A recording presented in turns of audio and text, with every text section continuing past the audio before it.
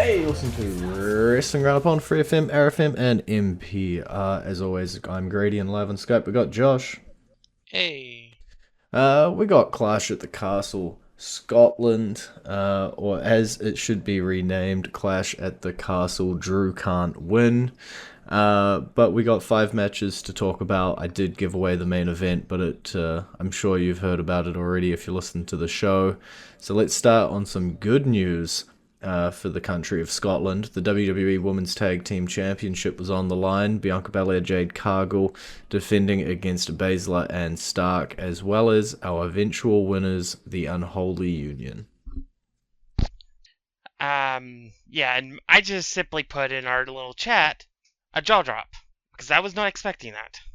Yeah, I thought we were gonna be having Belair and Cargill holding on to those titles for a whole lot longer. Definitely didn't see a title change happening here. And now I guess the question with regards to that team is, are we fast forwarding their breakup now? Because we'd been saying, when Bianca and Jade Yeah, lost those titles, they were going to explode. Are they exploding? I have no idea to tell you the truth. Um, it does seem like you probably would do the match at SummerSlam if you were going to do it, or this early. It would be a SummerSlam match. I actually think both of them will end up in the Money in the Bank match. Okay. Um, so I don't really know as far as like beyond that. But I think they will be in the Money in the Bank. Yeah, I think it could be maybe instead of a large scale explosion, a bit more of a slow burn, where we already saw, in the Queen of the Ring tournament as singles competitors, they could have faced off against each other. We got teased, we didn't get it. Nia Jax putting a stop to it. As you say, they could be two of the women who make it into the Money in the Bank ladder match. And again, maybe we don't get a whole lot of interaction between the two. And then we're sort of sitting there wanting these two to clash and to have their big one-on-one match against each other. It's potentially just a different route, but I'm pretty sure about that outcome still. I feel like this all has to end in Bianca Belair, Jade Cargill one-on-one in the ring. Absolutely. It would be a very large swerve and a much bigger jaw drop if we just never got that match, barring extenuating circumstances like injuries or anything like that. Um, and so, yeah, SummerSlam's only, what, a couple months away now? Um, I guess full speed ahead. And staying in the women's division, we had one other women's match. It was for the WWE Women's Championship. Bayley was defending against Piper Niven. Yeah. It was exactly what we expected, so I can't really complain on that one. Uh, it was a fine match, good match. Uh, Piper got her moment, and then Chelsea had a ridiculous moment, which was fun. Yeah, I think not not spectacular or nothing like crazy or amazing. I think it was just another Bailey match, which are good matches. They're not bad matches. As you said, Piper gets her spot in Scotland. Chelsea gets to do the comedy bit with the mask. And we all sort of just move on because we're expecting Nia Jax versus Bailey at SummerSlam, so anything between now and then is kind of just stalling. Yeah, yeah. I mean, and that's a problem we run into later on in the show as well with another match. Because of the King and Queen of the Ring, uh, it kind of boxed them in on what they can do with certain matches. And this was definitely one of those boxed in matches. It's very similar to when you get WrestleMania matches coming out of the Royal Rumble, and you get two of the world title matches set, and then the other ones sometimes get set because of the Elimination Chamber. Sometimes the belts are defended, but usually you know why the Rumble winner picked that title, and usually it's picking a person, not necessarily picking a championship. Um, and so it does have to be Bailey Nia. Um, and I assume you're talking about Gunther Priest, or at least not involving Drew in that. And yeah, it doesn't make the matches bad, but it does make them pretty obvious the outcome we're going to, and hard to build excitement around it, at least in the Bailey case. Um, Potentially spinning her wheels a little bit after the WrestleMania big win. So we'll see what happens heading into SummerSlam, or if she gets another stalling feud through Money in the Bank. Potentially also the option. Well, I did say in the preview that I thought Chelsea Green is her Money in the Bank pay-per-view opponent, and I still think that. Yeah. Call it again, and we'll see probably on SmackDown this week, if not the next week, and um, see if we get any major hints towards it. But this match definitely could have set that one up for sure, either at Money in the Bank or the SmackDown either side of, if they don't have room on the card with the Money in the Bank matches. Let's talk Intercontinental Championship, and I'm gonna bundle together everything from the pay per view from Raw. So it was Chad Gable versus Sami Zayn. Sami Zayn ended up walking out with the championship. Otis ended up walking out holding Maxine Dupree. A lot of back and forth there. A lot of not wanting to go along with Chad's plans. And then on Raw, we saw Otis finally stand up to Chad Gable, seemingly siding with Akira Tozawa, siding with Maxine Dupree, and we saw Braun Strowman crush Chad Gable as well. Um, and then ultimately Chad Gable falling victim to the big storyline we'll talk about at the end of it as well. Not a good weekend, or not a good couple of days for the leader of the Alpha Academy. Absolutely, you're right. Um, it it it was definitely it's definitely there's a bigger story to be told here. Um, I'm just not exactly sure exactly where they're going, but I do know I want more than just being told off. I want Otis to snap and absolutely beat the crap out of Chad. Um, although somebody beat him to that, so go figure on that one. Um, but yeah, it's another one of those cases where it's like, okay, who's next for Sammy?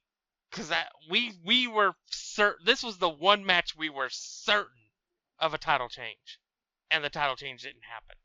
A lot of Clash at the Castle didn't really go. We talk about the women's tag titles. We were certain that the Unholy Union weren't going to walk out with them. Bam. In this case, bam, we've got Sami Zayn. If you're talking next challenges, it seems as though a few people putting their hands up on Raw. We got Sheamus and Braun Breaker setting their sights on the championship, and then the match getting interrupted by Ludwig Kaiser. Um, Potentially we see a fatal four way. I'd be fine with that. I think I would be down with for Braun Breaker winning the title. I'd be pretty down with that. Um, and I have to say that I think they're building Braun pretty well. Um, I feel like it's another case where going into that match, I'm gonna say it'll definitely be a title change. There's no way Sami Zayn walks out with the Intercontinental Championship, and then somehow yeah, he'll we do said, it. yeah, we said there's no way he wins the title here at WrestleMania. He wins it at WrestleMania. Well, there's no way he beats Chad at X event. Oh, he beat Chad at X event. Look, you got Sheamus, who's still trying to complete his career checklist with the Intercontinental Championship. You got Braun Breaker, who is an absolute monster, who can destroy anyone, and Ludwig Kaiser, who's trying to, I guess, step in the footsteps of Gunther and recapture that Intercontinental Championship. There's a lot of hungry men coming after Sami Zayn. I'm gonna doubt him. I'm gonna doubt Sami Zayn again. He'll prove me That's wrong. just yep. That's just Sami Zayn in a nutshell. Well, at least face Sami Zayn in a nutshell. That is true. He's almost made for you to doubt. And then he'll just pull it out. We still got time on the side of the song. Let's talk about the Undisputed WWE Championship. almost half an hour. Cody Rhodes, AJ Styles in an I Quit match. By the way, when I first looked at the Wikipedia page, it said it was over an hour, and I'm like, no way they really went that long. And then eventually got updated to 27 minutes. I'm like, okay, that sounds more right. Um, it was a banger of a match. Uh, not not exactly sure I liked the ending of the match. But it I guess it makes Cody look a little more dangerous as champion, but it definitely made AJ look a lot weaker. Um, I think he should have probably have hit him with the steps, then threatened to do it again, and that's what caused the I quit. But yeah, it was this was the absolutely the match we knew was the outcome coming out of. There was no doubt on that one. Yeah, I guess for me, I Quit matches are often quite hard to have a finish on that. I guess everybody tries to do something unique, right? Like an I Quit match could always just end in a submission, where somebody wants the submission taken off, and that's the nice, easy part. And I thought potentially with Cody Rhodes' mum being there and being a bit of a focus, maybe AJ was going to try and use that to convince him to quit, sort of like Roman versus the Usos. And then, yeah, you're right. We just get Cody Rhodes sort of threatening AJ Styles with some steps. You know, AJ Styles beats the HE double hockey sticks out of Cody for 20 minutes. And then Cody gets some steel stairs in his hand for 10 seconds. And all of a sudden, we quit, we're out. Um, Yeah, I mean, it makes me think, and it's such an original ending because it makes me think back of the JBL John Cena I Quit match from when Cena first won the WWE Championship for the first time. hmm. He threatened JBL with a large steel pipe that he was going to throw at him, and JBL quit, and he threw it anyway. Um, and then then it makes me think of Cena versus Batista's I Quit match, where he was threatening to do the attitude adjustment off a car onto the stage, and then did it after he quit anyway. Yeah, I don't know. I Quit's not my favorite stipulation, but it was brutal and it did seem finite in terms of AJ Styles sinking away from the Cody Rhodes storyline as he's heading over next month to Pro Wrestling Noah over in Japan to have a special singles match against Marufuji. And Cody Rhodes seems to be intermingling himself back with the bloodline. Yeah. I actually have a proposal for you for AJ Styles. Oh. We have this whole thing with TNA, right? Induct him in the TNA Hall of Fame and give him a match at Bound to Glory. Why not? Maybe against his old friend Frankie Kazarian. Yeah. I am a big Kaz fan. In terms of the end of the match and Cody Rhodes' future, though, it looked like we were getting a Cody Rhodes solo Sikoa potential tease for that feud until it turned into an all-out brawl and it ended 3-on-3. You know, Cody Rhodes, Kevin Owens, and Randy Orton against Bloodline 2.0. Most likely outcome is the 3v3, but, you know, Randy's got those shifty eyes looking at the title. Yeah, I think I've heard rumors of Money in the Bank being just Cody versus Solo. I don't know. It definitely feels like Solo should be maybe trying to eye the title that his cousin lost. But at the same time, it feels like it's just something that maybe they shouldn't be doing with the new bloodline at this point in it. Yeah, I would have been very happy for them to stay detached from Cody Rhodes for quite a while. Especially since, you know, we'd been so attached to him for ages. We're only, 2 months removed from WrestleMania and we're already jumping back into it. And if you do have a Cody Rhodes solo Sikoa match, look, Cody Rhodes is 90% chance going to win that. And what's that going to do for Solo, who's trying to build credibility for this version of the bloodline and to, you know, show how much of a killer this guy is, and then he can't get it done against Cody Rhodes. I personally would prefer the 3 versus 3. You could even have the Bloodline win that 3 versus 3 if you want. But you've kind of, after having Solo interact with the championship, you've kind of booked yourself into the corner where you got to have Solo trying to get his championship opportunity now. Yeah. Yeah, it's definitely. I think I would agree with you. I don't think the champion has to defend the title on every single pay-per-view, regardless of what some of the internet thinks. Um, I think sometimes it just makes more sense to put the title on the shelf for a moment and have a bigger storyline. Um, and yeah, and as you said, something that they could do to maybe cause some dissension in the ranks that causes the Bloodline to win the match. And that leads us towards Cody versus Randy if they want to do that at SummerSlam. If we're not getting Cody Rock, which is another reason you might not want to do Solo versus Cody straight up. Hmm. If you are doing Cody Rock at SummerSlam. It definitely feels like the seeds are being planted for a few different things, so that whatever one needs to be harvested, we have it sitting there, right? Personally, I still think Randy Orton, Cody Rhodes is the go for SummerSlam. And how you get there is just going to be having Randy Orton turn on him. You know, he's a snake. He RKO's people out of nowhere. These are well known facts about Randy Orton, and yet people keep trusting the guy. Um, Very easy to have him turn there. He could even just walk out of the match, or like RKO Cody walk out of the match and leave it as a 3 versus 2 and kind of just throw them to the wolves. There's many ways that you could do a betrayal there and set up a championship match for SummerSlam um, that also don't necessarily need the bloodline at all. But this is where we are, and we'll see how that storyline progresses. Yep. Uh, We'll go into our entrance theme of the week. When we come back, we'll talk about the World Heavyweight Championship. We'll talk about the Wyatt 6, hoping that we have time for all that. And you can even mention your favorite boy on NXT. But we are going to go into that entrance theme. And that entrance theme is Bray Wyatt's.